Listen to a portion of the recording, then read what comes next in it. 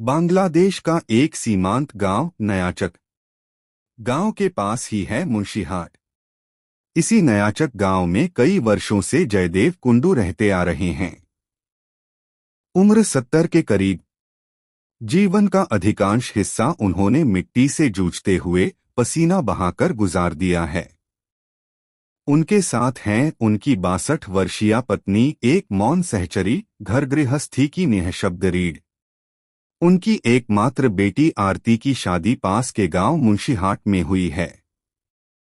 दामाद मिथु साहा एक मेहनती इंसान। वह एक छोटी सी किराने की दुकान चलाकर जैसे तैसे परिवार का गुजारा करता है। उनका बेटा सुमन साहा पढ़ाई के साथ साथ एक कपड़ा फैक्ट्री में काम करता है। कोई खास ऐशोआराम नहीं था, लेकिन अभावों से जूझते हुए भी उनका जीवन किसी तरह सामान्य ढंग से चल रहा था। लेकिन उस सामान्य जीवन की नींव अचानक ही ढह गई। उसी समय पूरे बांग्लादेश में तनाव और अशांति की छाया फैल चुकी थी। राजनीतिक अस्थिरता का फायदा उठाकर कई जगहों पर आम लोगों के घर-बार और जमीनों पर कब्जा करने का खेल शुरू हो गया था। मिथु साहा की दुकान और घर पर भी कुछ स्थानीय असामाजिक तत्वों की नजर लंबे समय से थी, मगर अवसर न मिलने के कारण वे कुछ कर नहीं पाए थे। एक शाम जयदेव कुंडू और उनकी पत्नी कुछ दिनों के लिए अपनी बेटी के घर आए।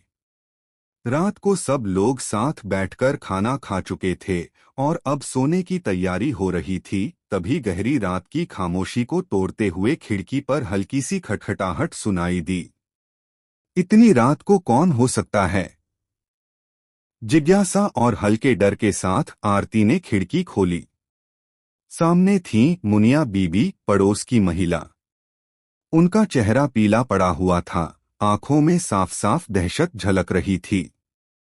वे फुसफुसाते हुए बोली, दीदी अब कोई बचाव नहीं है।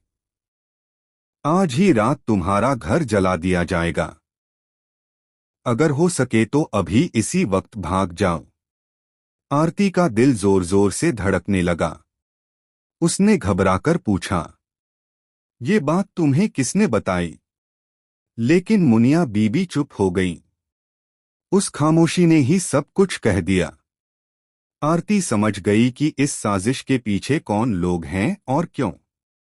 एक पल भी देर किए बिना आरती ने अपने पति को बुलाया और कहा, हमें अभी निकलना होगा, वरना हमें जिंदा जला दिया जाएगा। कुछ ही मिनटों में जो थोड़ा बहुत सामान मिल सका, उसे समेटकर वे अपने बेटे और बुजुर्ग सास-ससुर को साथ लेकर अंधेरी सड़क पर निकल पड़े। मंजिल थी पास का गांव मुंशीहा। लेकिन किस्मत शायद और भी ज्यादा निर्दयी थी। मुश्किल से 15 मिनट ही चले होंगे कि रास्ते में एक परिचित व्यक्ति से सामना हो गया। उसने बताया कि उसी दिन दोपहर तक उनका घर और दुकान जबरदस्ती कब्जा कर ली गई है। अब केवल उनकी तलाश की जा रही है, क्योंकि अगर वे जिंदा रहे तो आगे चलकर उस संपत्ति पर अपना दावा कर सकते हैं। इसलिए आज ही रात सब कुछ खत्म कर देने की योजना बना ली गई है। यह खबर सुनते ही किसी तरह की दुविधा शेष नहीं रही। जिस देश में उन्होंने जन्म लिया, जहां वे पले बढ़े, उसी देश में अब रुकने का कोई तर्क उनके पास नहीं बचा था।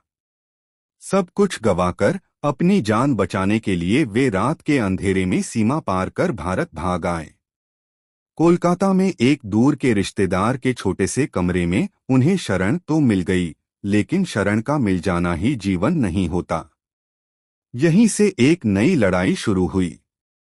आरती और उसकी मां दूसरों के घरों में झाड़ू पोंछा और बर्तन मांजने का काम करने लगीं। मिथु साहा और बेटा सुमन बाजार में कुली का काम करने लगे। हर दिन संघर्ष से भरा था, हर रात अनिश्चितताओं से। फिर भी वे जिंदा थे, और अब यही उनकी सबसे बड़ी पूंजी थी।